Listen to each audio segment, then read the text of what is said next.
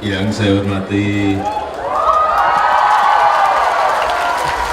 Bapak Ibu hadirin seluruh umat Kristiani di seluruh Indonesia, khususnya di NTT, Nusa Tenggara Timur, lebih khusus lagi di Kupang.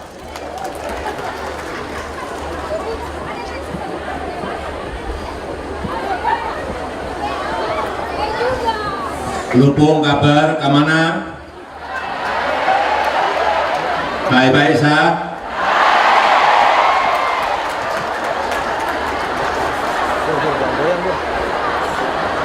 Saya belajarnya baru tadi malam.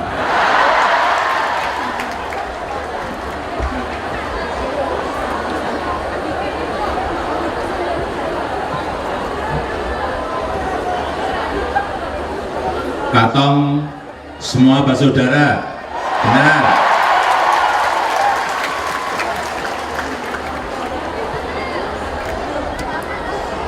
Dengan penuh sukacita, marilah kita bersyukur kepada Tuhan Yang Maha Esa, karena pada Natal kali ini kita bisa menyelenggarakan di Kupang, Nusa Tenggara Timur ini. Kita diingatkan bahwa pemahaman tentang keluarga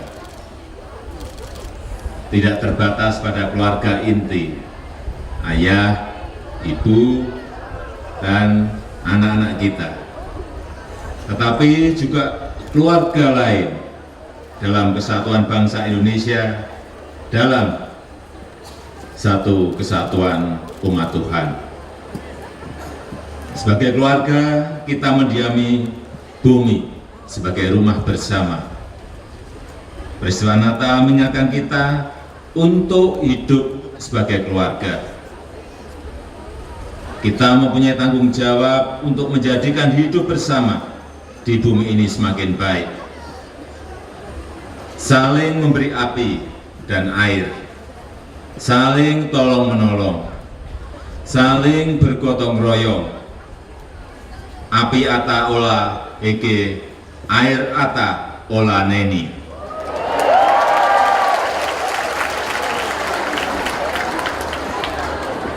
Kalau keliru sedikit-sedikit dimaafkan ya.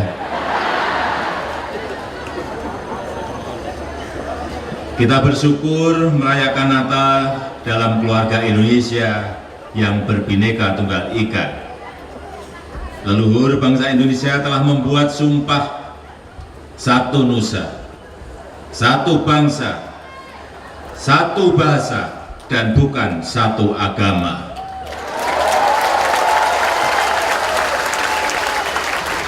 Oleh sebab itu, sebagai warisan asli Nusantara, spirit Bhinneka Tunggal Ika harus selalu kita rawat agar cita-cita bersama mewujudkan Indonesia yang sejahtera, Indonesia yang adil, Indonesia yang berdaulat, terus menggema dalam sukma kalbu seluruh bangsa Indonesia.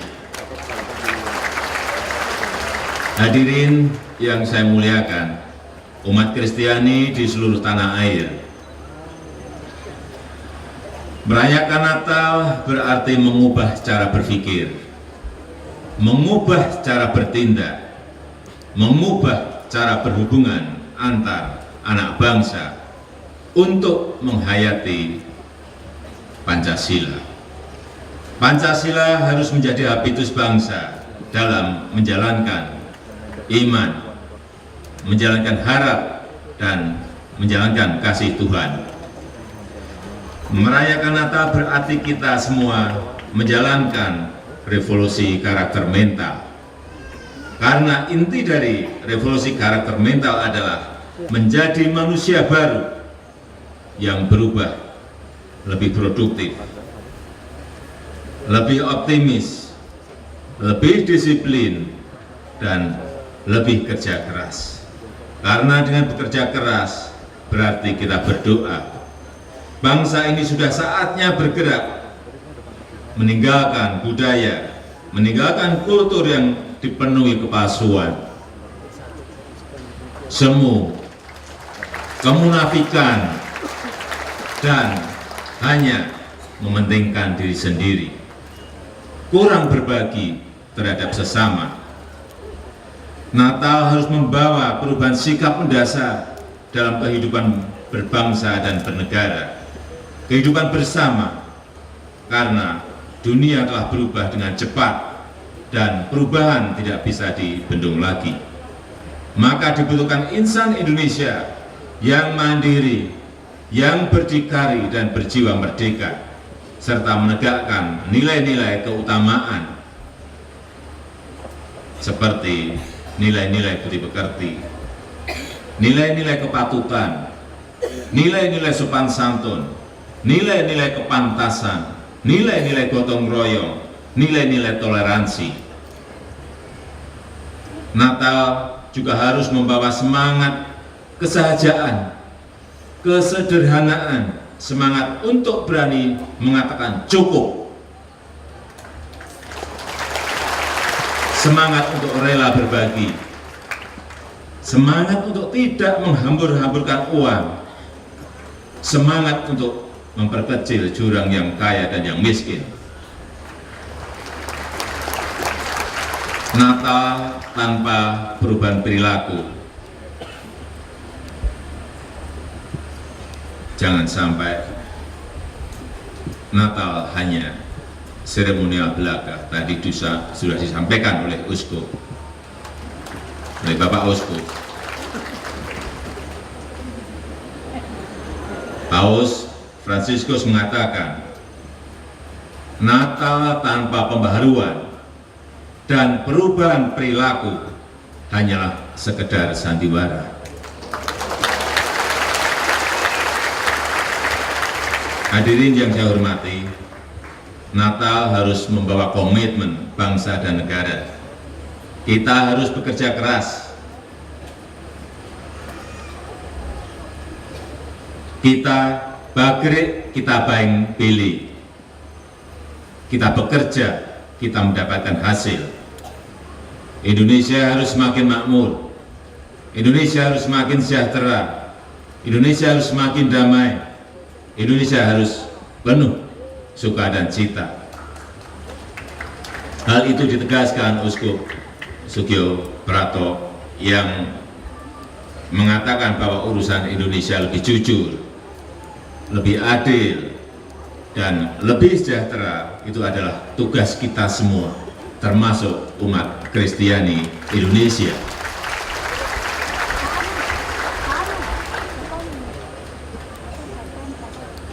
Tadi pagi baru saja saya memulai pekerjaan besar, yaitu pembangunan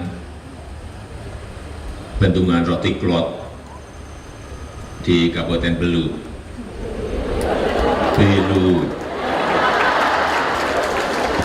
Tadi kan saya sudah minta maaf kalau keliru dikit, nggak apa-apa.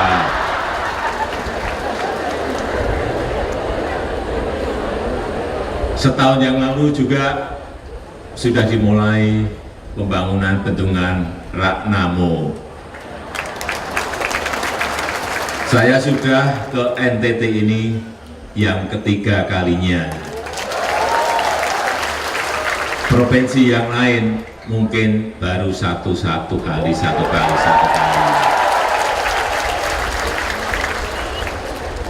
Ini menunjukkan perhatian pemerintah terhadap NTT. Semoga perubahan juga terjadi di Nusa Tenggara Timur. Rencananya memang akan dibangun 7 waduk dan bendungan di NTT.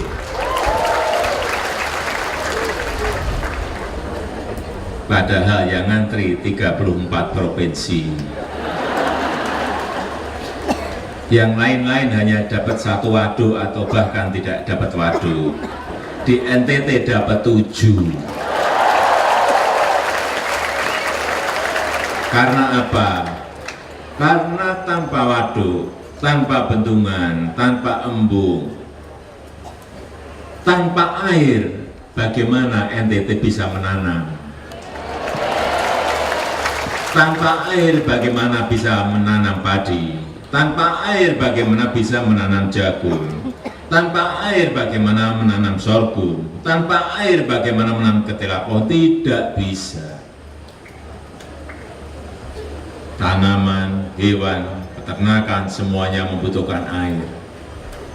Oleh sebab itu, tahun yang lalu saya putuskan kuncinya NTT adalah air, tidak ada yang lain.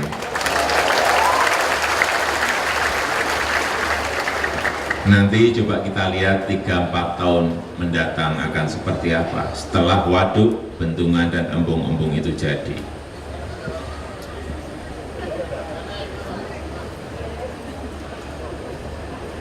Saya teruskan.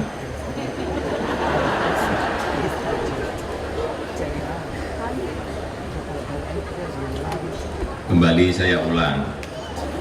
Kita bagre, kita baik pilih, kita bekerja, kita mendapatkan hasil. Indonesia harus semakin makmur, semakin sejahtera, semakin damai, dan semakin penuh dengan sukacita. Hal itu ditegaskan Uskup Sugioprato yang mengatakan bahwa urusan Indonesia lebih jujur, lebih adil, dan sejahtera adalah tugas kita semua termasuk umat Kristiani Indonesia. Hal senada juga dikemukakan oleh Pendeta Eka Dharma Putra yang menegaskan bahwa bekerja untuk kemuliaan Indonesia harus menyatu dalam umat diri Kristiani. Lagi, bahwa bekerja untuk kemuliaan Indonesia harus menyatu dalam diri umat Kristiani.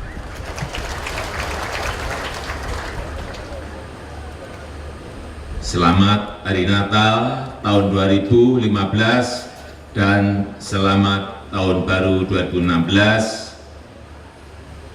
Terima kasih, selamat sore,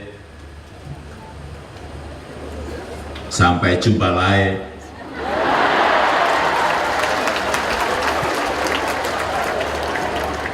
Sampai jumpa lagi, terima kasih.